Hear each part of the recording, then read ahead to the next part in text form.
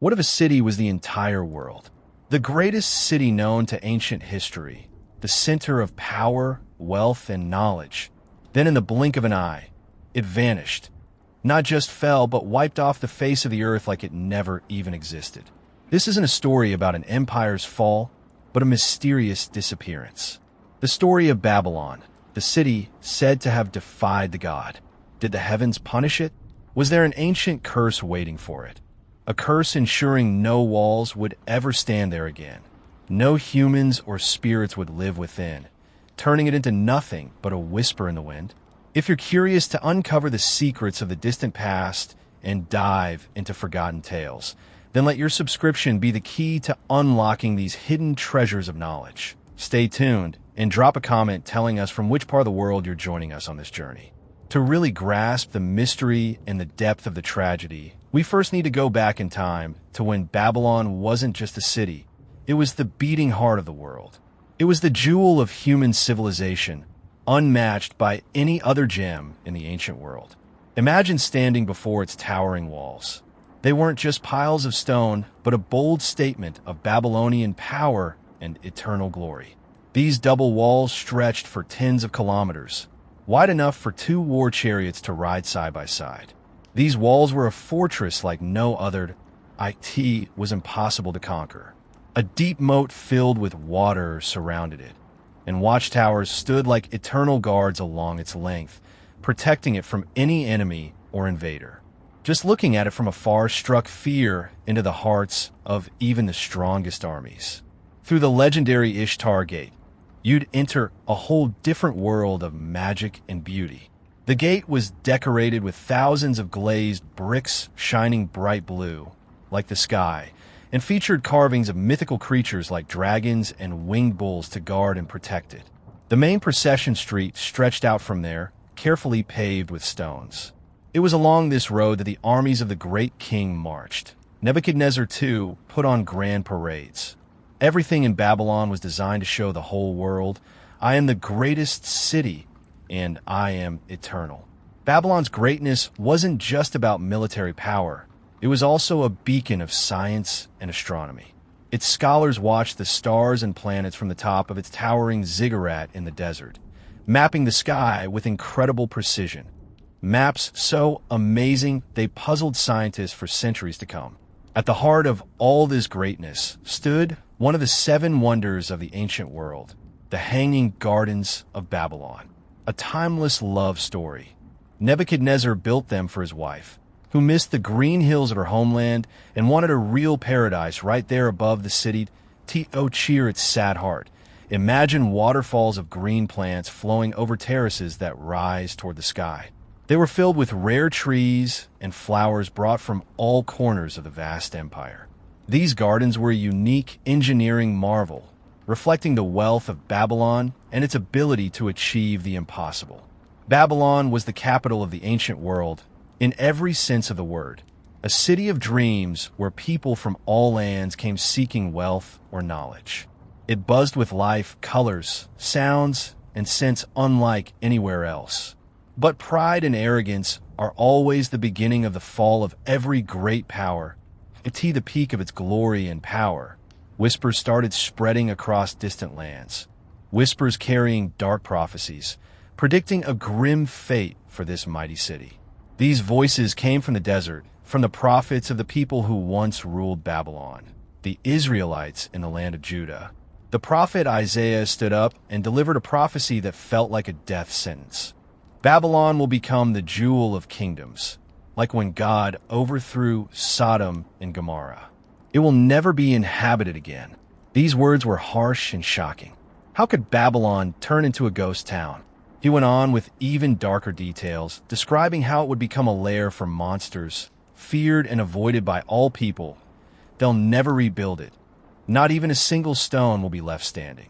Isaiah wasn't the only one who spoke about this. After him, the prophet Jeremiah came along and confirmed the same fate, adding more details about the total destruction that would come upon the great city. He said the city's wide walls would be completely torn down, and its towering gates would be burned by fire until they vanished. Of course, in the golden palaces of Babylon, These prophecies were met with laughter and harsh mockery. Who were these shepherds to challenge the world's master and the greatest city on earth? Its king, Nebuchadnezzar, looked at his city with pride and said, "Isn't this Babylon that I built?" But words, like seeds when planted in the soil of destiny, are bound to grow. And so, the first stone was laid in the story of the curse of Babylon. A curse that says glory will fade, and all this noisy life will turn into eternal, terrifying silence and death. Many years passed, and Babylon stayed at the height of its glory, growing stronger and richer every day. Then came that fateful night in 539 BC. Belshazzar, our grandfather Abu Qudsar's grandson, was ruling the city. He was an arrogant man who loved indulgence. That night, the mighty Persian army, led by Cyrus the Great, was laying siege to Babylon's walls. But King Belshazzar was throwing a wild party inside his grand palace. He wasn't worried at all. The walls were strong, and the food would last for many years. To show even more defiance and pride, he ordered the sacred vessels to be brought. The sacred gold and silver of the Israelites had been stolen by the king's grandfather from Solomon's temple. He started drinking wine with his nobles from those treasures. In the middle of the party and all the noise, something strange happened that terrified everyone in the palace. A human hand appeared out of nowhere and began writing mysterious words on the wall. The king froze in place, so scared that his knees were shaking uncontrollably. He called for all his wise men and magicians to interpret the writing, but no one could. Then the queen stepped in and reminded him of a wise man named Daniel, one of the Jewish captives. Daniel was brought before the king. He looked calmly and confidently at the writing, read it, then turned to the king and told him that the days of his kingdom were numbered. He was limited, and God had weighed him and found him lacking, and his kingdom would be given to Maddie. The message was terrifying. It was over. While fear gripped the palace, the curse was making its way into the city from outside. So how would the city fall? There was no need to break down doors or storm the great walls. The plan was even more cunning. It used Babylon's lifeline as the cause of its death. The Euphrates River was mighty, flowing through the heart of the city. So how did it become the gateway to hell? With Alexander's death, Babylon not only lost its potential savior, but also its very reason for existence. His death was a declaration that a long and devastating civil war would begin among his military leaders, each one. He wanted to grab the biggest slice of the great empire's inheritance for himself. Amid this bloody power struggle, nobody cared anymore about Babylon or the dream of rebuilding it. It had just become an old city filled with painful memories, the memory of the greatest leader's death. Babylon and the surrounding lands fell under the control of one of Alexander's strongest generals, Seleucus. Seleucus was a practical and smart man who realized Babylon was no longer fit to be a capital. He saw it as a city weighed down by history and curses and decided to start fresh and clean. He made a historic decision that was like the final nail in Babylon's coffin. In 305 BC, Seleucus established a new capital for his kingdom that he chose a strategic spot on the banks of the Tigris River and named it Seleucia. Seleucia was a truly modern Greek city, designed with the best layouts. It quickly started attracting traders, artists, scientists, and elites from everywhere. That's how the slow decline of Babylon began. Not through a military defeat, but through a voluntary mass migration from the old city to the city of the future. Seleucus ordered the residents of Babylon to move to the new capital, Seleucia. That was the final blow. What's the point of walls and palaces if the city is empty? The streets of Babylon, once bustling with life, started to empty out. Gradually, the markets shut down, houses were abandoned, and an eerie silence took over every corner. It was a sad sight for a city that was once the heart of the world, now gasping its last breaths. As people left, neglect started to leave its ugly mark everywhere.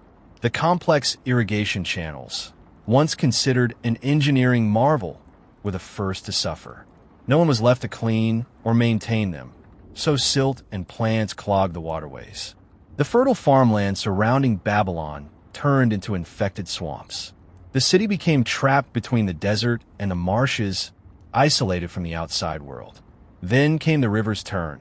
The Euphrates dealt another blow by slightly changing its course, and the uncontrolled seasonal floods flooded entire neighborhoods with water and mud. Here, Babylon's main weakness showed: the building materials used. Unlike Rome or Athens, which were built with marble and stone, Babylon was made of clay bricks. There were two types: sun-dried bricks for regular houses and kiln-fired bricks, which were harder, used for palaces, temples, and walls. When the water flooded the city, the sun-dried bricks started dissolving and breaking down fast. The city was literally turning back into mud. That's what it was made from.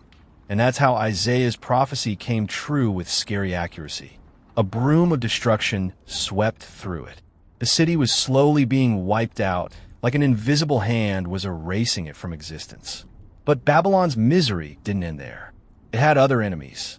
The new enemy was humans themselves, who started seeing the abandoned city as a treasure. They weren't after gold or silver. They were after something even more valuable: the bricks. Babylonian baked bricks were famous for their quality and strength, the best building material around. For centuries to come, the ruins of Babylon turned into the biggest brick quarry in Iraq. People came from all nearby villages and towns to take what they could. They needed materials, so they started tearing down the huge walls, the grand palaces, and the towering temples, brick by brick. They used those bricks to build their own houses, walls, and canals. Necessity is the mother of invention. In fact, entire cities were built from the ruins of Babylon. For example, the Abbasid city of Baghdad. It was a sad sight that showed how low the greatest city in the world had fallen. Its lifeless body became food for the neighbors, who picked it apart piece by piece until nothing was left. By the 1st century AD, all that remained of the great city were scattered mounds. One Roman writer described it as having turned into a barren desert. The process of erasing and clearing it was almost complete. The city of Kamla had already disappeared, but the prophecy had one last, even scarier part about who would end up living among the ruins. After people abandoned it, and even the brick thieves left once there was nothing left to steal, the ruins became a lonely, creepy place, especially at night, when no one dared to go near. That's when the new residents started showing up. They didn't build palaces or worship gods. They were the wild beasts and animals that found shelter in those deserted hills. Isaiah's words came true in the most chilling way. But wild beasts will lie there, and owls will fill the houses and live there. The ostrich's daughters, Jeremiah added, will no longer live there, nor will any human settle or wander in that place. Babylon turned from a city of sounds and lights into a land of silence and darkness, filled with the cries of wild beasts. The curse had fully taken hold, turning paradise into hell, and the city of kings became a den for wolves. Babylon's story wasn't just history anymore. It became a lesson and a warning to all tyrants and arrogant people. Divine judgment had been carried out on it in the harshest and most detailed way. But was this the final chapter in the mystery of its disappearance? What did people find when they came back to search for it after 1,000 years of being forgotten? On that cursed night, Babylon danced and sang, completely unaware of its fate. She felt safe behind her walls no one had ever dared to challenge before. Outside, Cyrus the Great and his army knew that sheer force alone wouldn't break her pride. They needed a plan no one could imagine, a plan to use Babylon's own strength against it. The Euphrates River was the city's lifeblood, flowing through its heart and watering its lands. But Cyrus decided to turn that lifeline into a dagger to strike right at its core. For weeks, his soldiers worked silently, hidden from Babylon's guards, digging a massive canal and creating a huge lake to divert the river's flow. On the night of the grand celebration, while King Belshazzar was watching the writing, on the wall, I gave the signal to start executing the hellish plan that would change the course of history. The engineers began breaking the earthen dams, and the waters of the Euphrates River surged powerfully toward the new lake. Slowly but surely, the water level in the channel running through the city started to drop. The river's depth gradually decreased until it was only knee-deep. There were huge gates in the walls where the river entered and exited, but they weren't closed because no one ever imagined an enemy would use the river to get into the city. The elite Persian army unit, known as the Immortals, was waiting for this moment. In the dead of night, the soldiers quietly waded down into the muddy riverbed. The only sound in those late hours was the gentle flow of water. They slipped beneath the massive walls unnoticed by the careless guards. They had entered the greatest fortress of the ancient world without firing a single arrow. This wasn't a battle. It was a ghostly infiltration. The curse had opened the gates for them. The Persian soldiers spread quickly and smoothly through the sleeping city streets. They reached the king's palace, where the signs of a wild party were still visible. That very night, King Belshazzar was killed, and Daniel's prophecy came true. One morning, the people of Babylon woke up to find their eternal city had fallen without a fight. It was a huge shock because their rulers had changed overnight, and they had no idea. But Cyrus the Great wasn't a ruthless conqueror. He was a clever politician and a smart leader. He didn't destroy the city or burn its temples. Instead, he entered as a liberator, not an invader. He allowed the Jewish captives to return home and rebuild their temple in Jerusalem. He respected the Babylonian gods and offered sacrifices to win over the priests and the people. On the surface, life in Babylon went on as usual, but something deep down had broken. The city lost its spirit, its pride, and its status as the queen of the world. Manasseh had become just an ordinary province in a vast Persian empire, and that was the beginning of the end. Decades and centuries passed, and the shine of Babylon slowly faded, but steadily. The city rebelled against Persian rule several times, and each time the punishment grew harsher. During one of the uprisings, the Persian king Xerxes ordered parts of its walls to be torn down to weaken it. The curse worked slowly, like poison spreading through the body, gradually draining its strength. After about 2 centuries, a man appeared on the stage of history who would change everything. A young Macedonian, ambitious, a brilliant military leader, dreaming of an empire stretching from Greece to India. He was, in 331 BC, Alexander the Great crushed the Persian army and took over Babylon. But unlike what many expected, he didn't enter as a conqueror. He came in as a passionate lover of history. Alexander was blown away by Babylon's greatness and rich history, even though it was neglected at the time. He looked up at the towering ziggurat, the palaces of Nebuchadnezzar, and the legendary Ishtar Gate. He saw things no one else did. He saw the heart of his new global empire. Alexander announced a bold plan. Babylon would be the capital of a united world. A moment of hope sparked in the dying city's history. Could it rise again to its former glory? Could this brilliant young man break the curse and bring it back? Life began anew. Alexander immediately ordered wide-ranging repair and restoration projects all over the city. His biggest project was rebuilding the great ziggurat of Marduk, known as the Tower of Babel. The ziggurat had been badly damaged, so he commanded the removal of the rubble and prepared the site for reconstruction. They say 100,000 men worked for 2 full months just to clear the area. The work was moving full steam ahead, and hope was rising in the hearts of Babylon's people. The good old days were back, and their city would once again be the center of the universe. But the old curse was lurking in the shadows, waiting for the right moment to strike its fatal blow. In the year 323 before Christ, and after returning from a tough military campaign, Alexander entered Babylon to oversee construction work and plan his next conquests. It was in the very palace of Nebuchadnezzar II, the same palace that had seen the height of Babylon's pride. That disaster struck. The young, strong Alexander, who was barely in his early 30s, came down with a mysterious fever. At first, everyone thought it was just a regular illness and that he'd recover. But the fever kept getting worse day by day. Alexander's strength faded, and his health rapidly declined in a terrifying way. The best doctors in the ancient world were powerless against this strange disease that was killing one of history's greatest leaders. After about 10 days of agony and delirium, Alexander the Great passed away. The spirit is gone. The dreamer is dead. The man who challenged the world and was defeated on Babylon's own soil.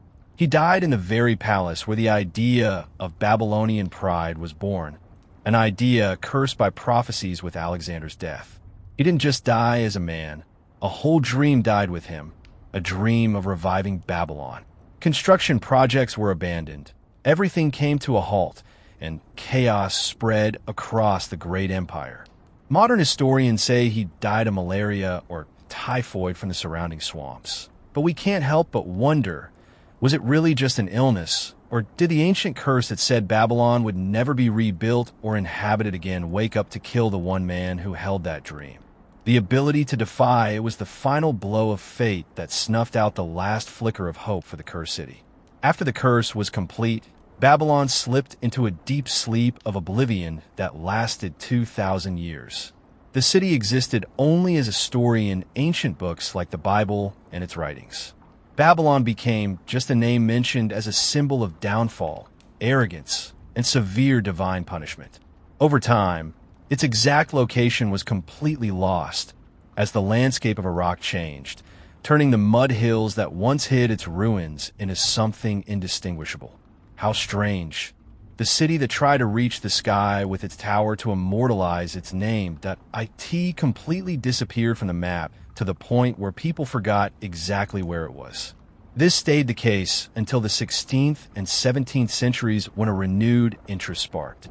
European travelers and explorers started coming to the Middle East with great enthusiasm, driven by a desire to find the historical sites mentioned in religious texts.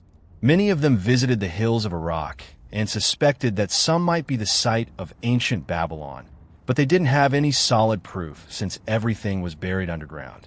That was until 1899, when a man arrived who would change everything. The famous German archaeologist Robert Koldewey. Determined to uncover the truth, Koldewey and his team started a scientific excavation like nothing seen before.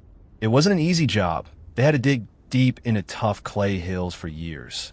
They worked under the blazing sun, digging and brushing away dirt with patience. Then one day, while digging, something strange caught their eye in the sunlight. A brick painted a shiny blue they'd never seen before, with carvings of mythical animals. Piece by piece, the puzzle started coming together, revealing something amazing. They had found the Ishtar Gate, the undeniable proof that this was indeed Babylon. The lost city came back to life after a long time, but the Babylon that reappeared wasn't the legendary city described in the books. They didn't find towering palaces or great walls. All of that had completely disappeared. All they found were the foundations, the outlines, and footprints the city left in the ground. They managed to map out its streets and locate its big palaces and temples. They found the base of the great ziggurat of Marduk, but the tower itself had turned to dust. As for the hanging gardens of Babylon, one of the 7 wonders of the ancient world, they found no trace or archaeological evidence of it at all. Someone confirms its existence, so it remains a mystery forever. The difference was huge between the greatness of Rome and Athens, which left behind ruins we can see, and Babylon, which requires moving mountains of dirt just to uncover its foundations. And here we come to the last and most important question in our story. Now we know the scientific reasons for Babylon's disappearance. We know that moving the capital emptied it of people, that mud bricks decay, that the river changed its course, and that people stole its stones for centuries. This is the logical explanation history and archaeology give us, and it's a valid one. But is that all there is? How can all these events fit together? The natural order happened perfectly and precisely, with prophecies written hundreds of years before they came true. Was it just a strange coincidence that Cyrus used the river to enter, just as the prophecies hinted? Was it a coincidence that Alexander died in Nebuchadnezzar's palace before he could lay a stone there?